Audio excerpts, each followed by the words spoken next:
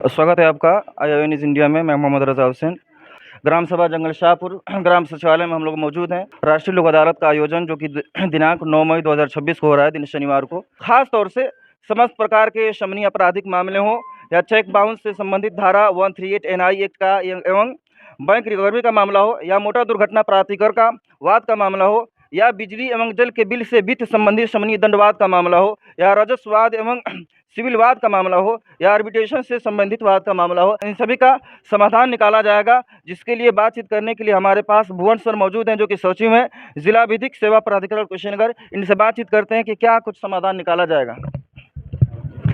धन्यवाद। मैं आप सभी को बताना चाहता हूं कि दिनांक 9 मई 2026 को हमारे जिला जज महोदय श्री संजीव कुमार त्यागी जी के निर्देशानुसार और माननीय नालसा और सालसा के निर्देशन और तत्वाधान राष्ट्रीय लोक अदालत का आयोजन किया जा रहा है। इस राष्ट्रीय लोक अदालत में सुलह समझौते के आधार पर विवादों का निस्तारण किया जाएगा। किसी भी प्रकार के मामले जैसे पारिवारिक मामले या फिर जो है आपके छोटे आपराधिक मामले, शमनी प्रकार के अपराध जो होते हैं, या फिर NI एक्ट के चेक संबंधी जो मामले होते हैं या मोटर दुर्घटना संबंधी मामले होते हैं, उनका निस्तारण जो है सुलह और समझौते के आधार पर किया जाएगा। इसलिए मैं ये चाहता हूँ कि हमारे जज साहब जो हमारे ज़िले के जो जनपद न्यायाधीश महोदय हैं श्री संजीव कुमार त्यागी जी, उनका भी ये स्पष्ट विज़न है कि अधिक से अधिक मामलों का निस्तारण जो है सुलह समझौते के आधार पर किया जाना चाहिए। इसलिए इस संदेश को आप लोग अधिक से अधिक लोगों में प्रचारित और प्रसारित करें, जिससे कि अधिक से अधिक लोग आएँ, अपने सभी प्रकार के मामलों को वहाँ पर समाधान सुलह और समझौते के आधार पर करें। साथ ही मैं आपको इस मंच के माध्यम से एक संदेश और देना चाहता हूँ कि हमारे माननीय उच्चतम न्यायालय द्वारा एक समाधान समारोह का आयोजन किया जा रहा है। उस समाधान समारोह में माननीय उच्चतम न्यायालय द्वारा लगभग 45,000 केसेस चिन्हित किए गए हैं, जिन केसेस का जो निस्तारण है माध्यस्थम और सुलह समझौते के आधार पर किया जाना है।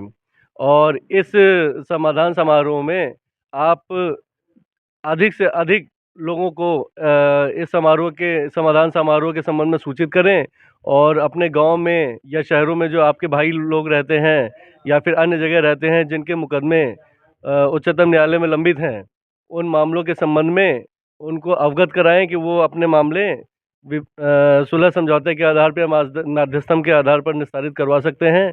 आपको यह भी बताना है कि या तो आप भौतिक रूप से वहाँ पर उपस्थित होकर के अपने विवाद का समाधान कर सकते हैं, या फिर आप ऑनलाइन या वर्चुअल माध्यम से भी जा कर के किसी अधिवक्ता की सहायता से अपने मामले को उठा करके उसका समाधान सुलह समझौता और मध्यस्थम के आधार पर करा सकते हैं। वो जगह और समय का एक बार जो अभी हमारी राष्ट्रीय लोक अदालत का आयोजन हो रहा है वो 9 मई 2026 को दीवानी कचहरी परिसर में हो रहा है, और वहाँ पर विभिन्न बैंकों के और भी विभागों के स्टॉल लगेंगे। साथ ही हमारे जो बाह्यस्थ न्यायालय है, जैसे कि कसिया न्यायालय हमारा तमकुही राज में है, हाटा में हमारे बाह्यस्थ न्यायालय हैं, वहाँ पर भी अलग से राष्ट्रीय लोक अदालत का आयोजन किया जा रहा है। तो जो भाई बंधु हमारे बाह्यस्थ न्यायालय के अधिकार क्षेत्र में आते हैं, जैसे हाटा, तमकुही राज या फिर कसिया, तो वो लोग सीधे वहाँ पर जा कर के अपने मुकदमों का निस्तारण करवा सकते हैं।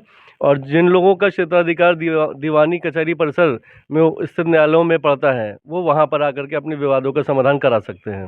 जी, धन्यवाद। शुक्रिया सर।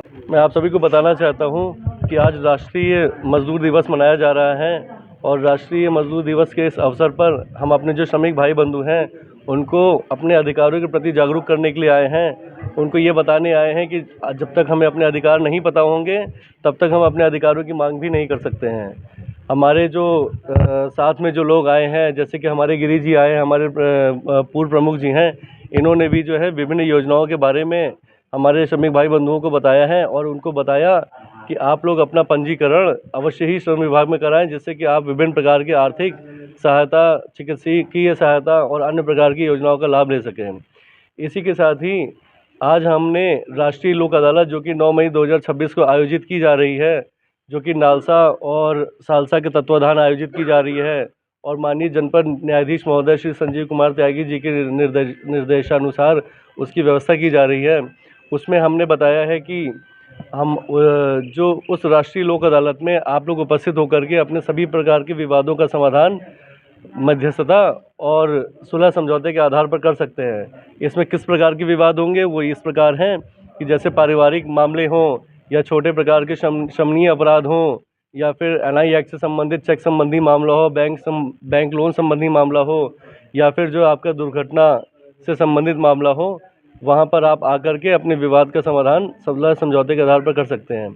आपको ये भी सूचित करना है कि वहाँ पर विभिन्न विभागों के स्टॉल लगे होंगे, जैसे बैंक के या अन्य विभागों के, तो आप लोग सीधे ही वहाँ पर आकर के अपनी समस्याएं बता करके वहाँ पर अपना समाधान भी कर सकते हैं। आप लोगों के माध्यम से माननीय उच्चतम न्यायालय द्वारा जारी की गई एक नई योजना समाधान समारोह के संबंध में भी आपको अवगत कराना चाहता हूँ। इसमें माननीय उच्चतम न्यायालय द्वारा कुछ केसेस को चिन्हित किया गया है जिनका निस्तारण माध्यस्थम अथवा सुलह समझौते के आधार पर किया जा सकता है। इस मैसेज को अधिक से अधिक लोगों में प्रचारित और प्रसारित करने का कष्ट करें, जिससे कि अधिक से अधिक लोग इस समाधान समारोह में जुड़ करके अपने मुकदमों का निस्तारण माध्यस्थम और सुलह समझौते के आधार पर करा सकें। नेशनल अदालत से सर लोगों को क्या फ़ायदा होने वाला है? राष्ट्रीय लोक अदालत आपकी जो 9 मई 2026 को आयोजित की जा रही है, उसमें जिस भी प्रकार के मुकदमों का निस्तारण किया जाएगा वो निस्तारण अंतिम माना जाएगा। जैसे कि किसी दीवानी मामले में अगर सुलह समझौते के आधार पर किसी वाद का निस्तारण किया गया है तो उस वाद की फिर पुनः अपील नहीं होगी, वो अंतिम तौर पर निस्तारित हो जाएगा और आदमी आगे के मुकदमेबाजी से बच जाएगा। इसी प्रकार जैसे छोटी शमनीय अपराध होते हैं, उन अपराधों में जैसे कि आप अदालत में जा कर के उसका जब आप समाधान करवाते हैं तो कतिपय मामलों में आप जुर्माने के आधार पर भी दंडित होकर के उस मुकदमे का निस्तारण करा सकते हैं। छोटे जैसे चालानी के मामले होते हैं जहाँ पे आप वाहनों का चालान कट जाता है, या फिर ऐसे मामले जिसमें परिवार के मामले जिसमें पति पत्नी आपस में विवाद की स्थिति में होते हैं, उनका समाधान भी वहाँ पर हो सकता है। और इससे क्या होता है कि आप जो आम जनता है वो आगे भी मुकदमेबाजी और विवादों से में पड़ने से बच जाती है। यहाँ सर आप गांव क्षेत्र इलाके में आए हैं, क्या कुछ देखने को मिला है और सुनने को मिला है? हम गांव क्षेत्र इलाके में आए हैं तो यहाँ पर सबसे पहले मैंने ये देखा कि यहाँ के जो लोग हैं उनको अपने विधिक अधिकारों के बारे में जानकारी कम है। जब तक उन लोगों को विधिक अधिकारों के बारे में जानकारी नहीं होगी तब तक वो अपने अधिकारों के बारे में आवाज़ नहीं उठा पाएंगे। उनको ये भी नहीं पता है कि अपने अधिकारों के लिए किस फोरम में जाना है, किस न्यायालय में जाना है, किस आयोग में जाना है। और इसी को जागरूकता को फैलाने के लिए यहाँ पर जिला विधिक सेवा प्राधिकरण द्वारा शिविर का आयोजन भी किया गया है। अब ये शिविर आयोजन कब तक चलता रहेगा सर?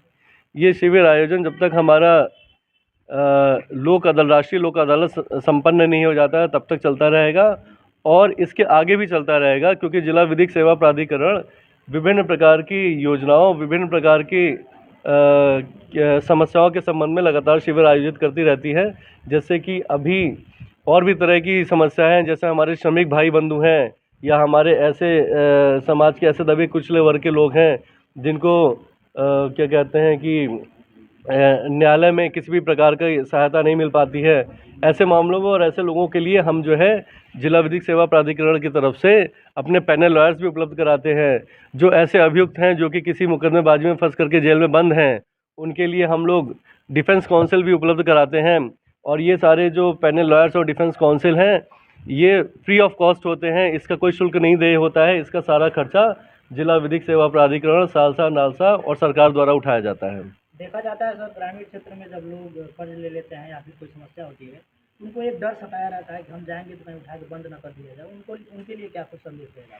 देखिए, मैं आपको स्पष्ट तौर पे बता दूं कि जो कर्ज से संबंधित मामले होते हैं, उन कर्ज से संबंधित मामलों को में ऐसा कुछ नहीं होता है कि आप जाएंगे तो फिर आपको कोई पुलिस पकड़ लेगी या जो है आपको उठाकर जेल में बंद कर दिया जाएगा।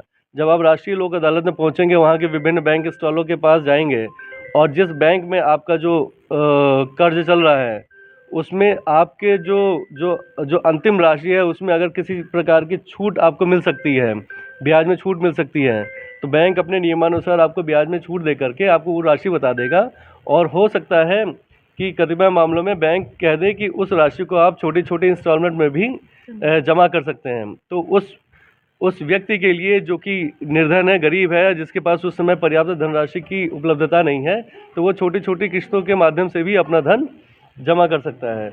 और ये बात अपने स्पष्ट रूप से मैं समझाना चाहता हूँ कि ये बात अपने हृदय से निकाल दें कि राष्ट्रीय लोक अदालत में अगर आप अपने कर्ज के संबंध में पूछताछ करने जाएंगे तो फिर वहाँ पर आपको कोई पुलिस पकड़ लेगी। ये एक भ्रांति है और इसको दूर किया जाना चाहिए। यहाँ मैं ये भी बताना चाहता हूँ कि हमारे जो जनपद न्यायाधीश महोदय हैं श्री संजीव कुमार त्यागी जी, उनका स्पष्ट विज़न है कि सभी प्रकार के मामलों का निस्तारण यदि मध्यस्थता और सुलह समझौते के आधार पर किया जाएगा तो ऐसा निस्तारण वास्तविक निस्तारण माना जाएगा और लोग अनावश्यक रूप से मुकदमेबाजी से बचेंगे और न्यायालयों पर भी मुकदमों का बोझ कम होगा और अधिक से अधिक लोग जो हैं अपने अधिकारों के प्रति जागरूक हो पाएंगे।